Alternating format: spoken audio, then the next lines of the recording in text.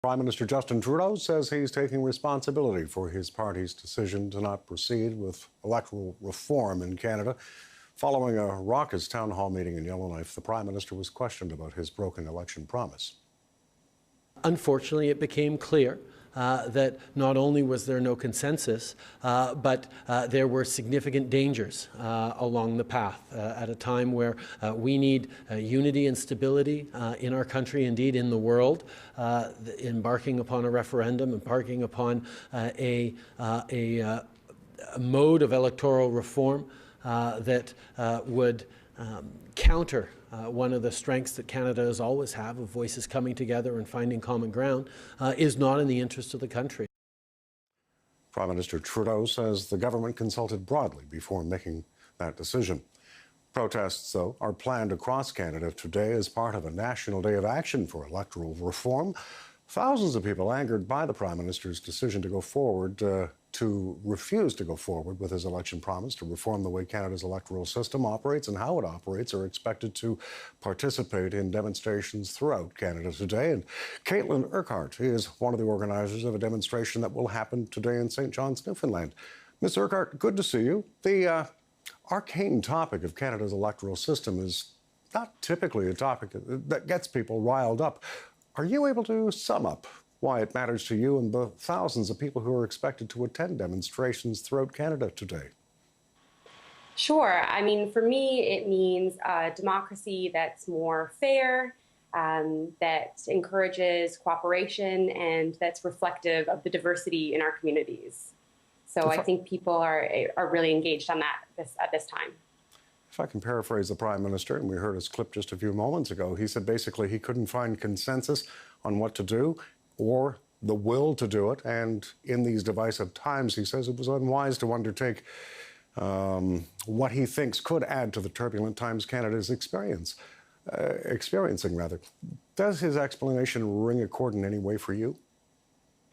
I mean, in my view, the need for unity is an important part of why we need a democracy that properly reflects our country. We know that Indigenous people, that women, that people of color are underrepresented in our parliament. We know that we strive for ideals of, this cultural mosaic, and our parliament should reflect the views, the perspectives, the backgrounds of all different Canadians, every group that's out there that has enough of a proportion of the population should be reflected in our House of Commons. So I think, in my view, it's actually a time where we need unity. Of course, I think that's any time, but we can all get behind having a democracy that's representative of Canadians. How much did the reform of Canada's electoral system influence how you voted in the last federal election? I think for myself and for many, especially younger Canadians, the Liberals were, they campaigned on a campaign of real change. They campaigned on very specifically electoral reform, but also on creating a Canada that was more fair, that policies that were evidence-based, and this sort of transparency and accountability party was what they really sold to the Canadian people. And they did get a majority in the House. I think it's worth noting that they actually only received 39.5% of the popular vote, so less than a majority of Canadians voted for them. They do have 100% of the power now in Parliament. But I think that in terms of their platform, this was essential. And it really, them not following through, I think, is very disheartening and a bit of a betrayal for many young Canadians, especially. So do you think this decision then is going to perhaps undermine the Prime Minister and generally the Liberals' chances in the next federal election in 2019? Or do you think people will somehow forget this issue? I think that the problem is not only electoral reform, but it's the decision to disregard the evidence. The Special Committee on Electoral Reform did an extensive survey of the literature. They had almost 200 expert witnesses. They had over 500 briefs and hundreds of people who attended town halls.